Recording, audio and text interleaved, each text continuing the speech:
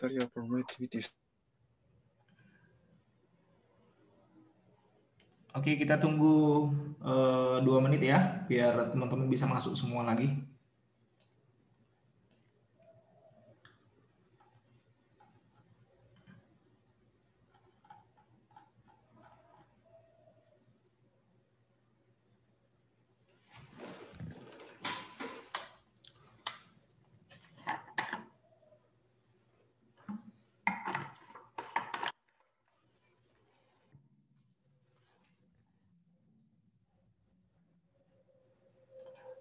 Oke, saya lanjutkan ya. Kita tadi sampai di sini. Nah, sekarang kita integralkan, berarti kita dapatkan V ya sama dengan ini integralnya X kan berarti kan setengah X kuadrat ya. Saya tulis saja dulu. Minus 2 rho per epsilon. Ini integral setengah X kuadrat gitu ya. Tambahkan dengan konstantanya. Saya sebut sebagai C2 gitu ya. Kemudian integralnya dari C1 dx berarti kan plus C1x.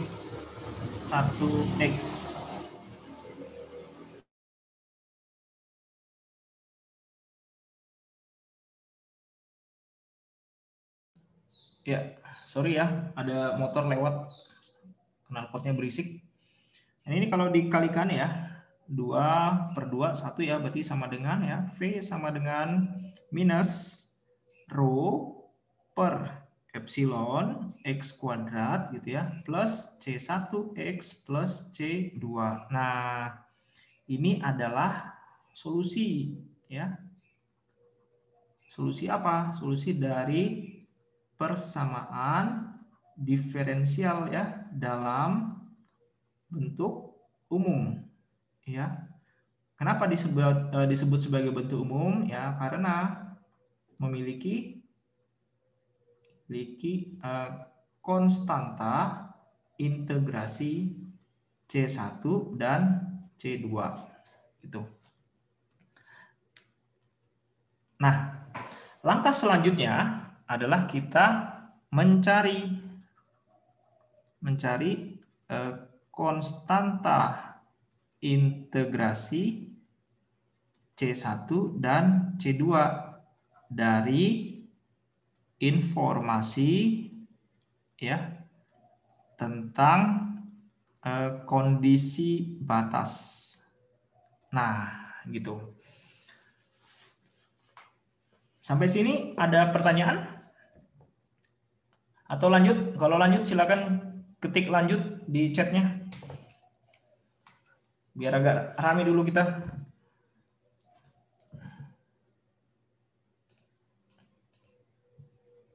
Oh, gas. Ya, siap. Si Hans minta digas ini.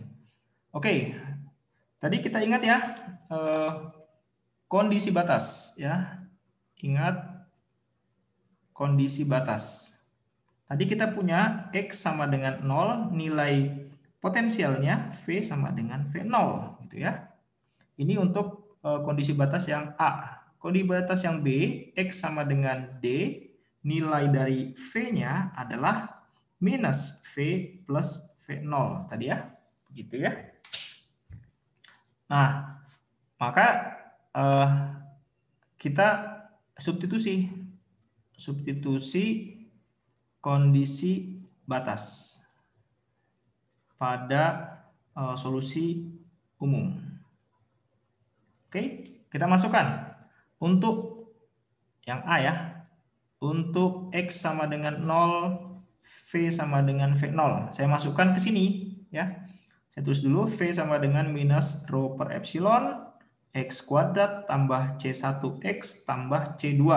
Nah, silakan masukkan X sama dengan 0 ya. Berarti ini V sama dengan V0 ya. Berarti ini 0 kuadrat 0 dikalikan ini 0 plus C1 kali 0 0 plus C2. Oke. Berarti di sini kita mendapatkan bahwa C2 adalah V0. Ya, kita sudah tahu.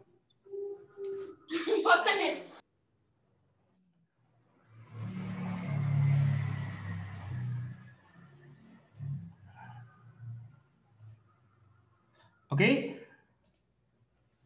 Gimana? Paham ya? Gampang lah. kemudian kita lanjutkan lagi yang bagian B ya. Untuk X sama dengan D, maka kita dapatkan V sama dengan minus V tambah V0. Oh iya, sorry. Karena kita sudah dapat ya nilai dari C2-nya, ya, C2 sama dengan V0 ya, maka persamaannya ya, maka solusi ya, solusi menjadi V sama dengan yang ini ya, kita ganti aja C2-nya sama V0, minus rho per epsilon X kuadrat tambah C1X tambah C2. Nah ini ya, C2-nya udah diganti, sorry. Belum move on. Plus V0 ya, C2-nya sudah ganti.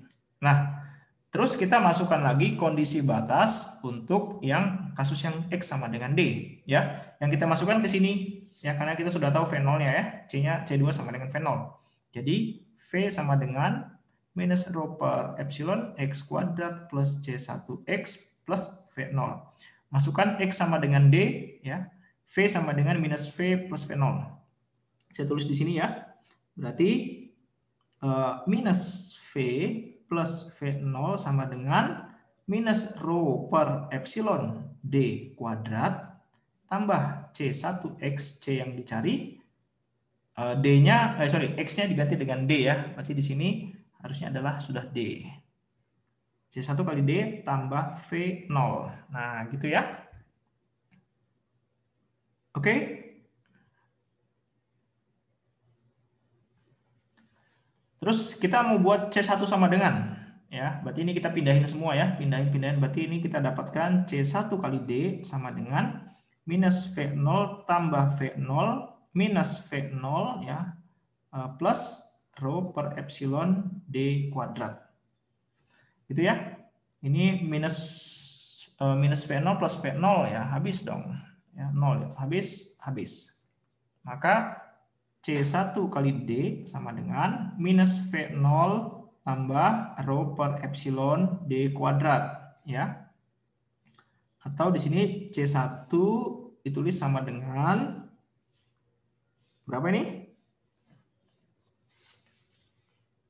Minus V0 per D tambah rho per epsilon kali D gitu ya.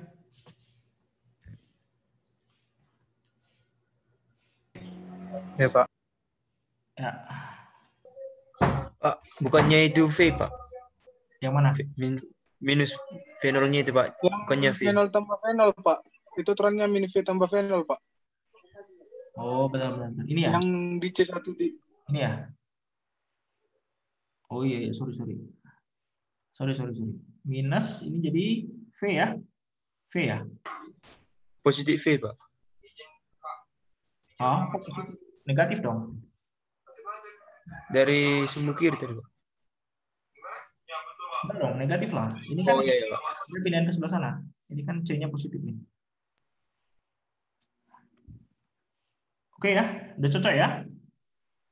Oke, nah sehingga, nah ini kan kita sudah punya ya, C1 sama C2 gitu kan ya. Sudah punya ya, maka di sini kita dapatkan maka solusi unik ya berdasarkan batas kondisi batas ya. Kondisi batas adalah, nah ini dia. Tadi kan kita sudah punya V sama dengan minus rho per epsilon X kuadrat plus C1 ya. C1 X plus C2 kan gitu ya. Nah, masukkan C1-nya. Berarti sama dengan minus rho per epsilon X kuadrat. Ya, plus.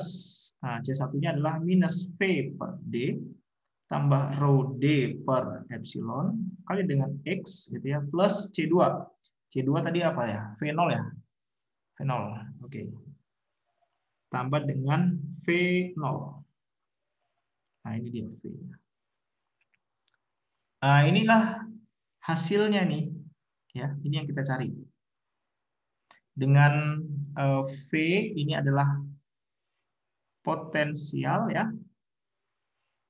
Potensial di dalam kapasitor. Ya, jadi sebenarnya kalau mau ditulis lengkap ini kan V-nya itu adalah fungsi dari X ya. Jadi kalau mau ditulis lebih bagusnya begini.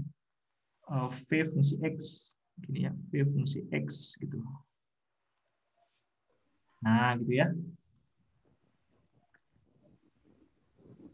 Jadi ini adalah potensial dalam kapasitor sebagai fungsi dari X ya.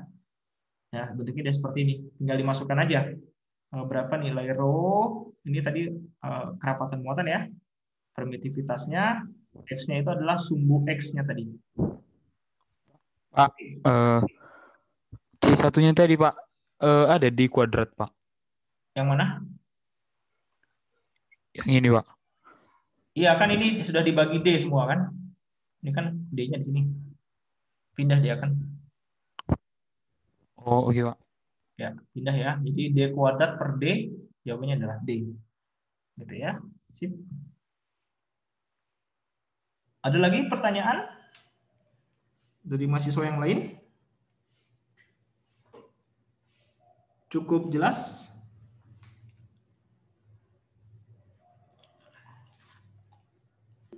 Jelas, Pak. Ya, sip. Ada yang mau bertanya silakan loh. Jangan malu-malu. Evra mencari kondisi batas dari gambar masih kurang dapat, Pak. Oke. Evra, tolong perhatikan baik-baik ya. Saya kembali ke gambar. Ya. Halo Evra, kedengaran suara saya? Kedengaran, Pak. Oke, Evra tolong lihat baik-baik. Jadi kan di sini kan kita mencari V fungsi dari X ya. Potensial X, V-nya adalah potensial ya. X-nya ini adalah variabel sumbu X ya. Nah, berarti kita harus melihat untuk X nilai tertentu berapa nilai V-nya gitu. Oke, sampai sini Evra sudah cukup jelas yang ini yang saya bicarakan? Jelas, Pak. Oke. Nah, kemudian langkah selanjutnya kamu lihat di sistem ini.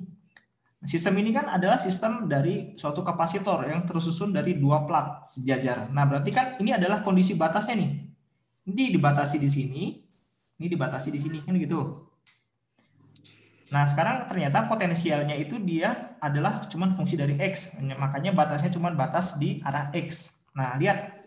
Ini kan batasnya ada dua. X-nya pada saat berapa nih yang di sini? 0, Pak. Nah, X sama dengan 0. Kemudian yang satu lagi?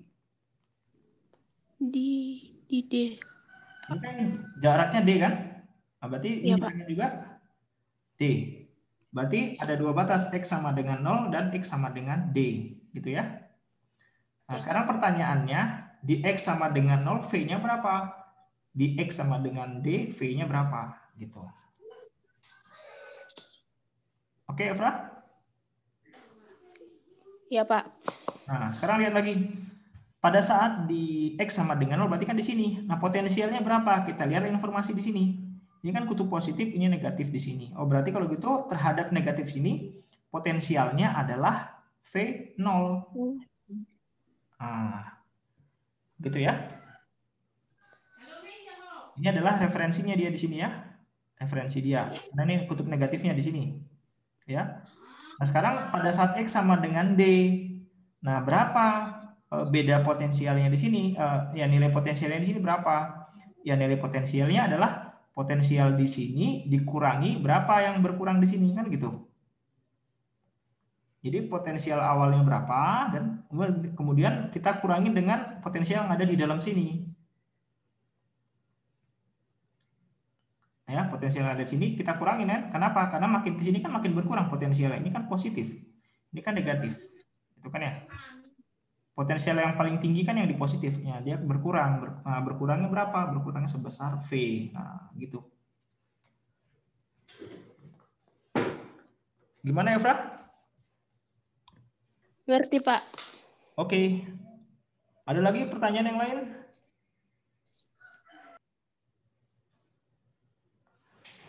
Freddy Mikhail.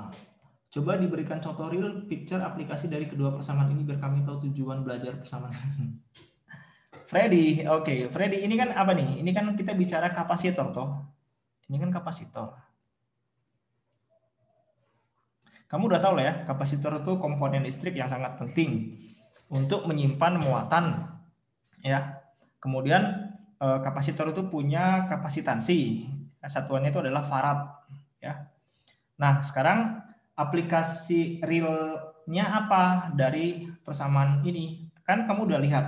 Ternyata dengan menggunakan persamaan Poisson dan Laplace, kita dapat menghitung ya secara analitik suatu sistem. Nah, misalkan sistemnya di sini adalah sistem kapasitor, kita bisa ngitung. Ternyata kalau kapasitor dibatasi dengan batas-batas tertentu, kemudian di sini dikasih tegangan tertentu pada batasnya, maka kita bisa hitung yang sudah kita dapat sekarang itu adalah si potensial listriknya. Ya, berapa potensial listrik yang ada di sini. Nah, dari potensial listrik tersebut kita bisa mencari medan listriknya berapa, sampai ujung-ujungnya bisa mencari kapasitansi kapasitornya berapa. Gitu. Jadi singkat cerita, apa aplikasi dari persamaan Laplace dan Poisson? Aplikasinya adalah sebagai cara untuk menghitung salah satunya pada kapasitor kapasitansinya. Nah, di sini fungsinya untuk kalau misalnya engineer sebelum membuat suatu kapasitor ya yang digunakan di piranti-piranti elektronik, nah mereka harus mendesain dulu gitu loh. Bagaimana kapasitor yang bisa menghasilkan kapasitansi tertentu gitu loh atau potensial tertentu. Nah, sebelum difabrikasi atau dibuat di pabrik kan harus didesain dulu, dihitung dulu. Nah, cara menghitungnya adalah dengan menggunakan si persamaan Laplace dan Poisson. Gitu, Freddy, gimana? Masih kurang dapat, Pak. Apa yang kamu mau dapat yang gimana ya? Contohnya kan apa kayak soal kita ini. Kan itu kan keadaannya ketika ada awan muatannya di antara kapasitornya itu kan, Pak. Ya. Jadi kalau misalnya nggak ada muatannya, Pak, di situ. Ya. Jadi keadaannya itu VV sama dengan 0, Pak. Ya kan, Pak? Charge density-nya muatannya 0. Betul. Di antara kapasitornya itu kan, Pak. Ya. Nah, jadi kalau keadaannya 0 berarti nggak ada tegangan di antara kedua kapasitor itu, Pak. Enggak loh, ada dong. Ini kita lihat aja di persamaan terakhir ini. Kalau rho-nya sama dengan 0 Nah, itu kan keadaannya kan ketika ya, ini aja. Kalau rho-nya sama dengan 0 kan berarti ini 0. Kan? Yang ada rho-nya ke 0. Ini 0, ini 0. Berarti potensialnya ya minus V per D tambah V0.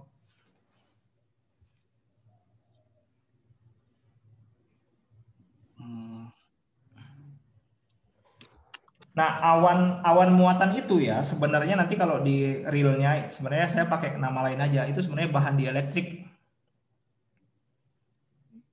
Gitu. Oke, Pak. Jadi, Pak, kalau bahannya free space gitu, Pak, berarti nggak ada awan muatan, Pak? Iya.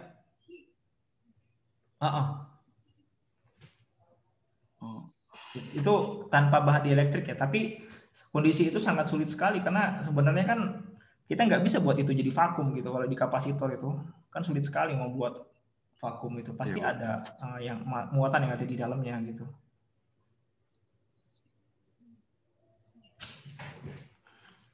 Jadi itu tadi yang saya jelaskan ya.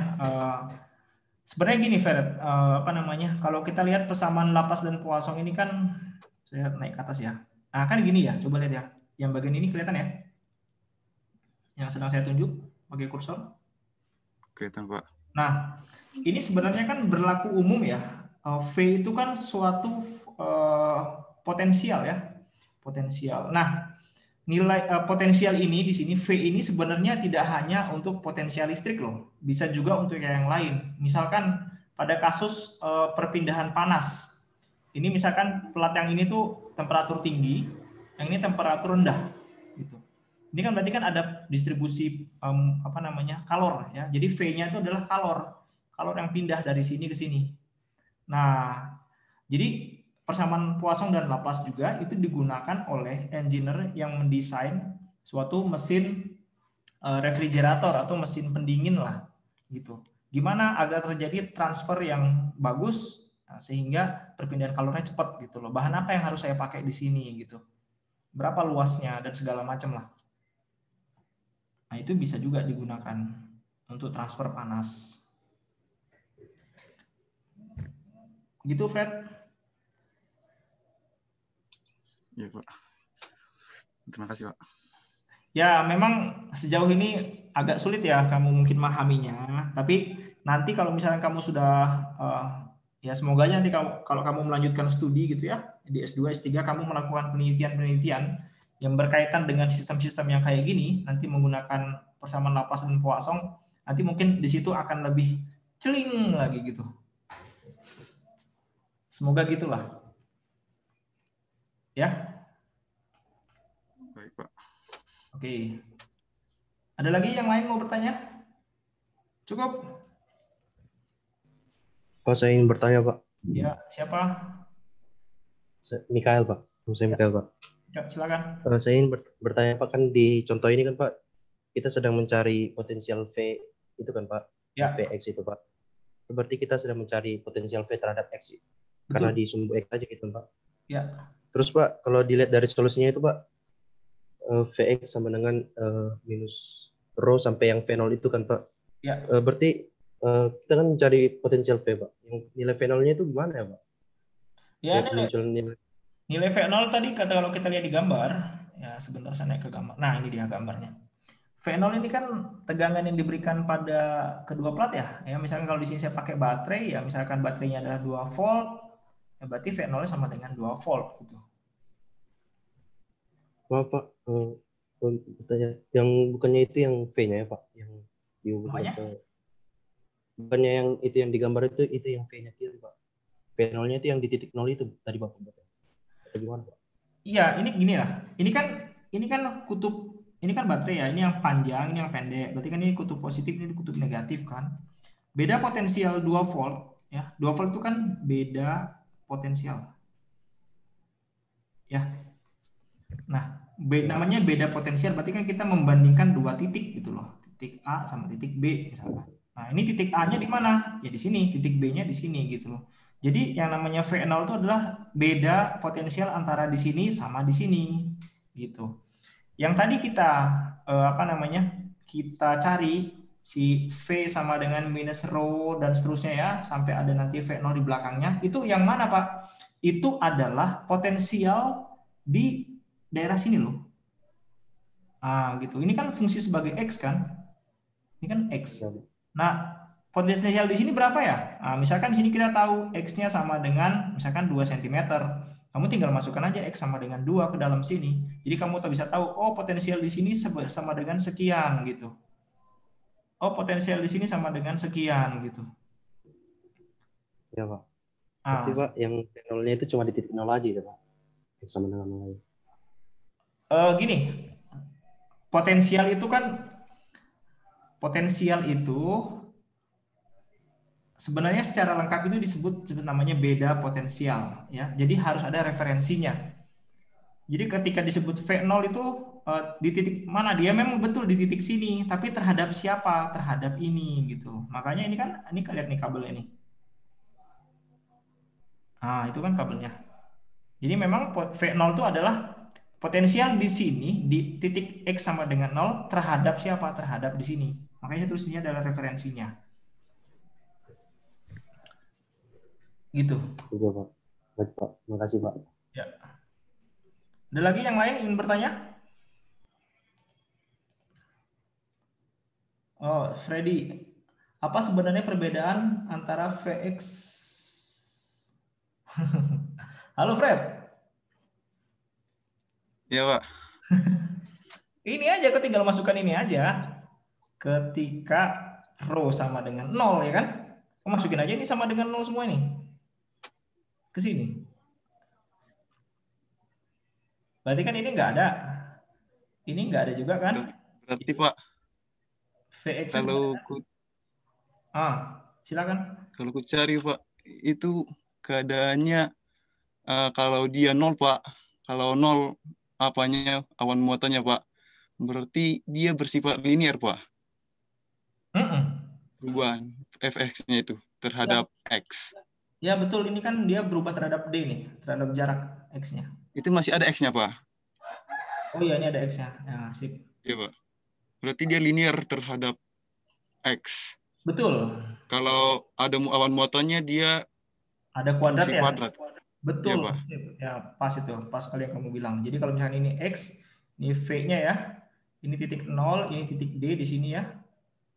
Nah, kalau yang rho sama dengan 0 dia berubahnya linear kan, tapi berkurang kan? Iya, Pak. Nah, kan Iya, gitu. Pak.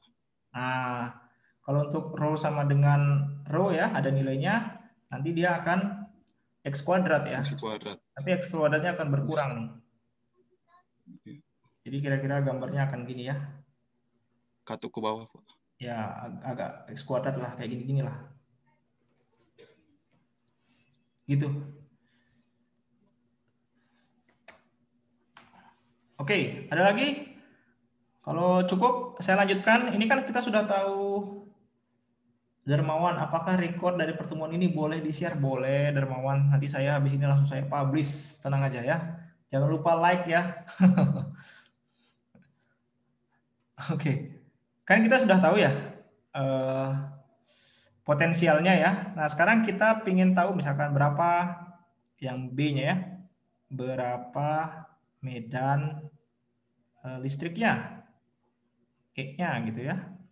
Ya udah, kan E itu sama dengan minus del dot V. Nah, silakan aja ini di del kan, berarti kita turunkan kan ya, sama dengan minus del ya.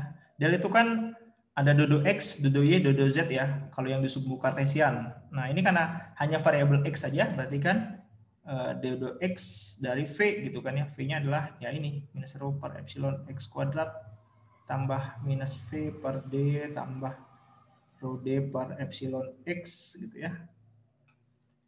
Tambah V0.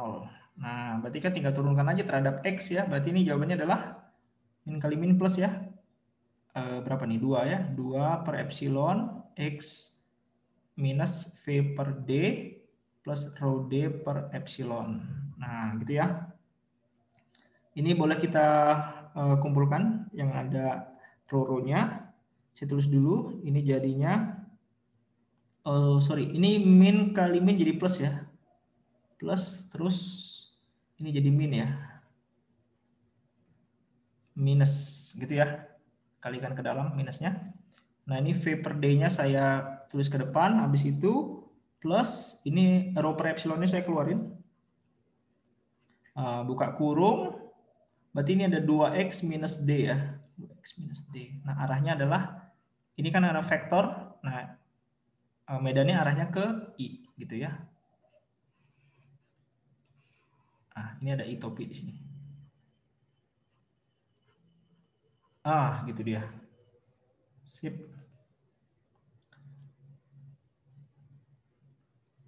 Oke ya. Misalkan satu lagi deh, C, misalkan berapa elektrik flux density-nya ya. Density, berarti ini kita mencari D ya, ini gampang sekali. D sama dengan epsilon kali dengan E ya. Nah, udah tinggal kalikan epsilon aja. Berarti ini jawabannya adalah V epsilon per D gitu ya. Tambah rho 2x minus D arah I topi. Nah, gitu ya. Sip.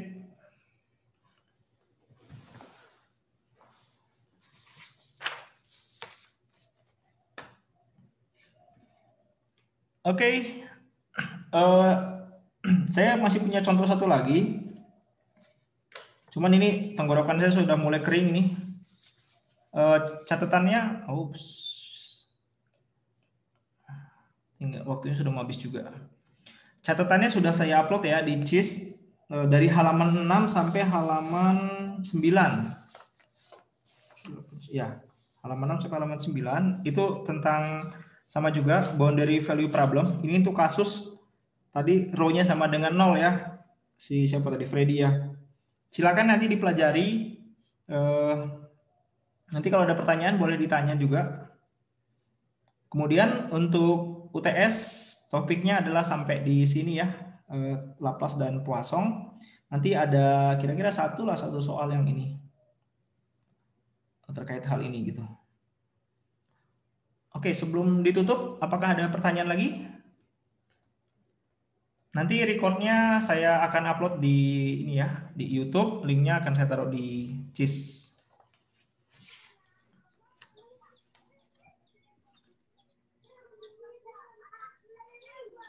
Ya, silakan dipelajari nanti ya. Saya rasa cukup dulu pertemuannya.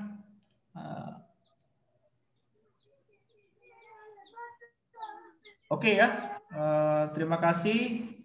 Nanti recordnya saya share ya. Di CIS silakan dibuka aja nanti di week ke-7. Nanti saya kasih ke sana. Oke, Pak.